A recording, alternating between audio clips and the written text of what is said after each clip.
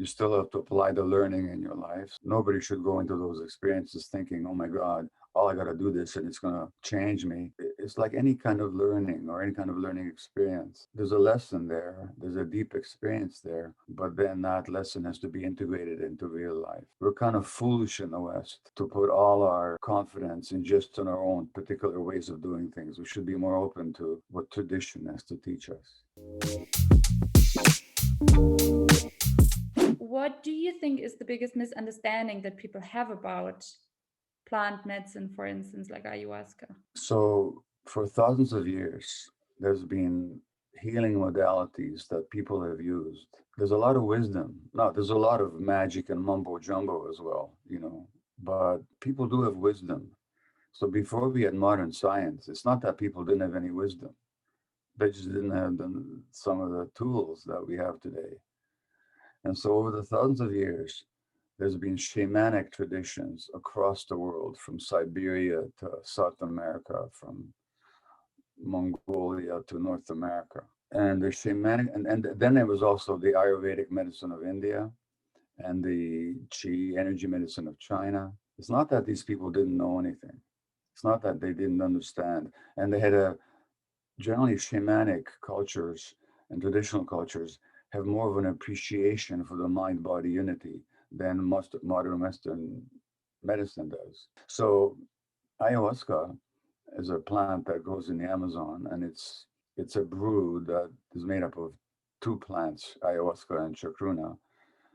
It's been used by shamans for at least hundreds of years, and it gives people visions and deep spiritual and emotional experiences, which reveal a lot about people's realities. So, how in dreams, when you have certain dreams and when you interpret the dreams, there's real meaning in the dreams. Dreams are not just random nonsense. They are, Sigmund Freud called dreams the royal road to the unconscious. They tell you what's underneath the surface of your conscious mind.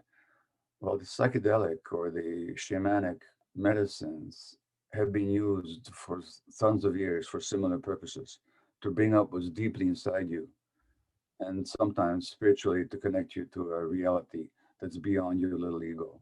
We're kind of foolish to ignore that, and I found it, I've been witnessing and experiencing that it can be very helpful. Nobody should go into those experiences thinking, oh my God, all I got to do this and it's going to change me. It's like any kind of learning or any kind of learning experience. There's a lesson there, there's a deep experience there, but then that lesson has to be integrated into real life. And so I've seen people profoundly heal from all kinds of severe conditions with that modality. I've also seen people have the experiences and then go back to their ordinary lives and not much else has changed.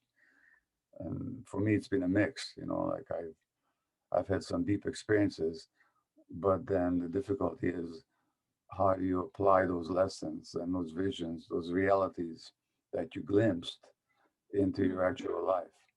So I never talk about it as any kind of a magic formula, but at the same time, there's so much experience that tells us how valuable it can be.